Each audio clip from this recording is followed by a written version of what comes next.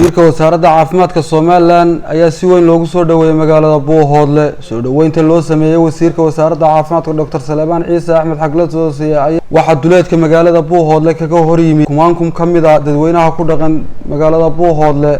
oo ay hogaaminayaan garaadada culimada diinka uqaasha iyo waliba dadweyne kale oo aad u tiro badan sidoo kale wasiirka wasaaradda caafimaadka wuxuu ka salaan sharaf ka qaatay ciidamada qaranka Jamhuuriyadda Soomaaliland wasiirka wasaaradda caafimaadka soo dhaweynta loo sameeyay ayaa waxa loo soo galbiyay xagga iyo magaalada iyadoo wasiirka wasaaradda caafimaadka Dr. Salebaan Ciise Axmed Xagladoosiye ay soo mariyay wadada wadnaha ah ay galbinayaan baabuur aad u tiro badan wasiirka wasaaradda caafimaadka Dr. Salebaan Ciise Axmed Xagladoosiye ayaa dadweynaha ku dhaqan magaalada Buuhoodle kala hadlay garoonka kubadda cagta isagoo u soo jeediyay khudbad dhinacyo badan taabanaysa waxaana hadaladiisii kamid ahaa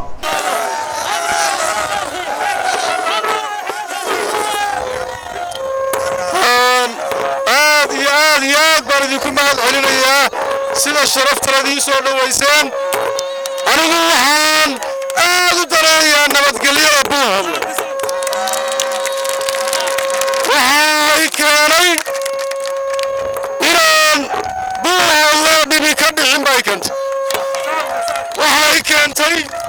niman qaswadayaal ah oo doonaya in Buuhoodle dhibi ka dhacdo yimid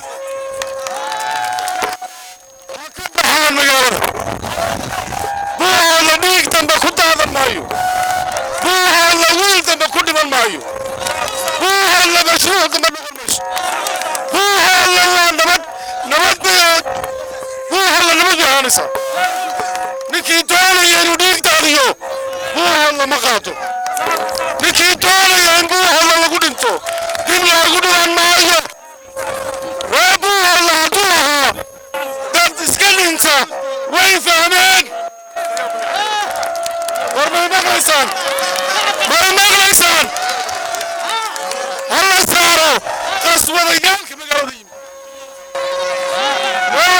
ميان ربطارين دي كنت هتالكن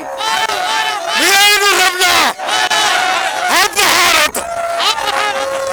sidoo kale wasiirka wasaaradda caafimaadka Dr. Salebaan Ciise Axmed Xagladoosiye waxa uu dhaxlugay magaalada Buuhoodle mar kale wasiirka wasaaradda caafimaadka Dr. Salebaan Ciise Axmed Xagladoosiye waxa uu hadallo digniin ah u diray Cali Khaliif Galeyd oo maalmihii u dambeeyay ku sugnaa magaalada Buuhoodle isku tashada arada idin soo horay mashruuc ma la idin keenay la doonayo inaad ku dhimataan ana Cali Baysteynki uu Cali Khaliif sheegay noqonaysan ama dad isku tashada noqonaysan مدانيو مرة ما أركي كرا ولد بربه الله بلا شو نت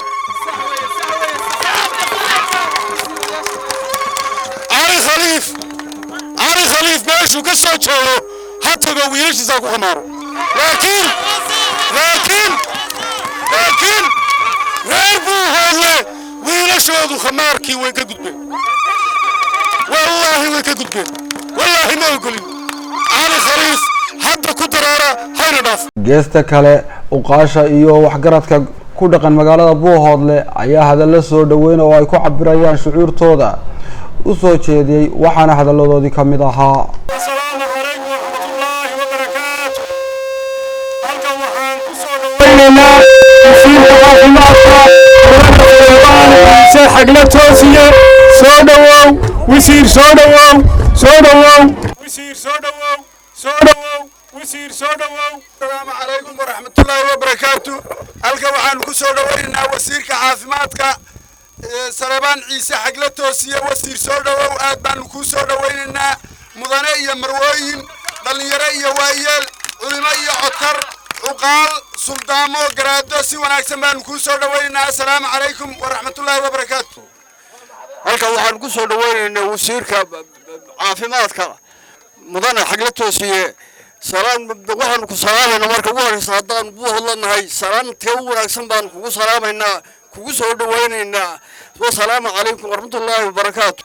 assalaamu calaykum warahmatullaahi wabarakaatuh waxaan salaamaynaa